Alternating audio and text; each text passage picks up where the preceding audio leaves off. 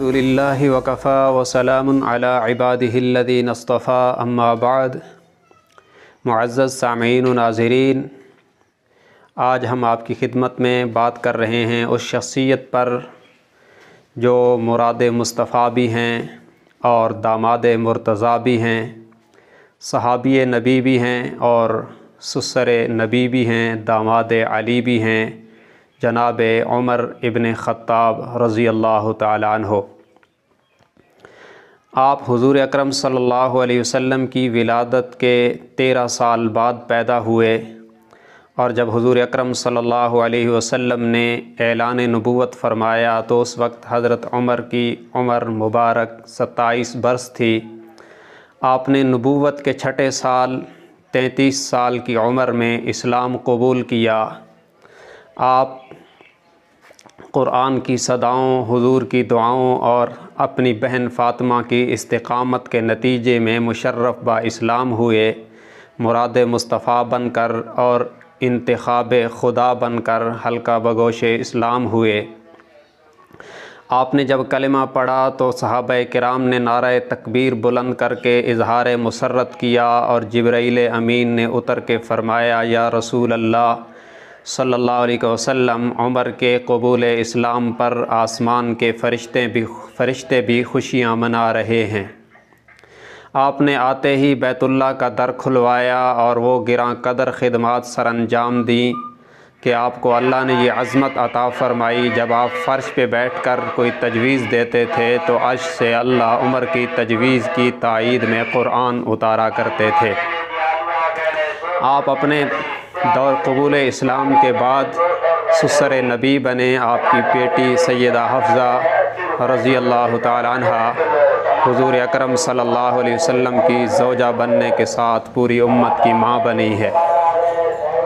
آپ ہر سفر و حضر میں، ہر مشکل و آسانی میں جناب نبی مکرم صلی اللہ علیہ وسلم کے ساتھ رہے، یہاں تک کہ ہجرت مدینہ کے سفر میں فاروق اعظم سارے صحابہ میں وہ منفرد انسان ہیں جنہوں نے اعلانیہ طور پر ہجرت کی ہے، اور مدنی زندگی میں ہر جنگ میں حضور اکرم صلی اللہ علیہ وسلم کے ساتھ رہے۔ آپ کی زندگی میں حضرت عمر رضی اللہ تعالیٰ عنہ نے گراں قدر خدمات سر انجام دی ہیں۔ آپ صلی اللہ علیہ وسلم کی وفات حسرت آیات کے بعد اس امت کے پہلے بلا فصل خلیفہ ابو بکر صدیق رضی اللہ تعالیٰ عنہ منصب خلافت پہ آئے تو فاروق اعظم رضی اللہ تعالیٰ عنہ ان کے اہم ترین مشیر رہے ہیں، یہاں تک کہ حضرت ابو بکر صدیق رضی اللہ تعالیٰ عنہ کو جمع قرآن کا مشورہ بھی حضرت عمر رضی اللہ تعالیٰ عنہ نے دیا تھا، اور اسی کے مطابق قرآن کو پہلی مرتبہ ابو بکر صدیق رضی اللہ تعالیٰ عنہ نے جمع فرمایا۔ پھر سیدنا صدیق اکبر رضی اللہ تعالیٰ عنہ نے اپنی وفات سے پہلے اپنے بعد عمر کو خلیفہ نامزد فرمایا۔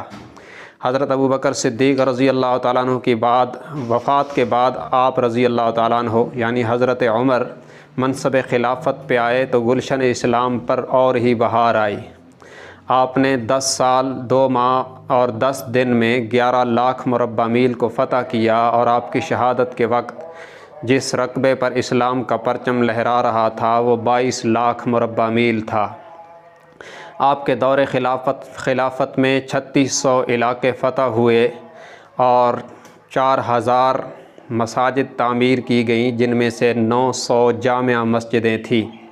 آپ کے دور خلافت میں ہی 20 تراویح پوری امت کو 1 مہینہ پڑھنے پر حضرت عمر نے جمع کیا۔ ایک امام کے پیچھے پورا قرآن سننے کا اہتمام کیا گیا۔ اس کے علاوہ فوج کا قیام، محکمہ پولیس کا قیام، ڈاک کا قیام اور دیگر وہ روشن کارنامے ہیں جو حضرت عمر رضی اللہ تعالی عنہ کے دور خلافت میں جن کی بنیاد رکھی گئی۔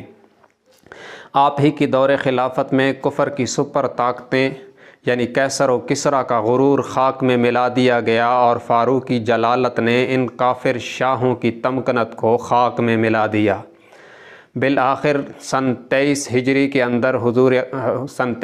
کے اندر حضرت عمر رضی اللہ تعالیٰ عنہ سفر حج سے واپسی پر اپنی شہادت کی دعا مانگتے ہیں، اور رب العالمین کے ہاں یہ دعا شرف قبولیت پاتی ہے اس انداز میں کہ حضرت عمر رضی اللہ تعالیٰ نے 2 چیزیں مانگی تھیں کہ یا اللہ شہادت بھی عطا فرما اور مدینہ کی موت بھی عطا فرما۔ اللہ نے اس سے کہیں بڑھ کے عطا فرمایا کہ شہادت بھی عطا فرمائی، مدینہ منورہ کی موت بھی عطا فرمائی، اور آپ کی شہادت کا آغاز باوضو حالت میں، نماز کی حالت میں اور مسجد نبوی کے مصلی پر امامت کرواتے ہوئے ہوا۔ ذی الحجہ کے آخری ایام میں ابو لولو مجوسی فیروز ایرانی غلام نے آپ کو برچھا مارا اور اس کے نتیجے میں آپ زخمی ہوئے۔ بالآخر آپ جاں بحر نہ ہو سکے اور شہادت کا جام پیا۔ 1 محرم الحرام کو روضہ رسول صلی اللہ علیہ وسلم میں نبی اور صدیق کے ساتھ دفن ہو گئے۔ پہنچی وہاں خاک جہاں کا خمیر تھا۔ رضی اللہ تعالی عنہ وعنہم اجمعین، وآخر دعوانا ان الحمد للہ رب العالمین۔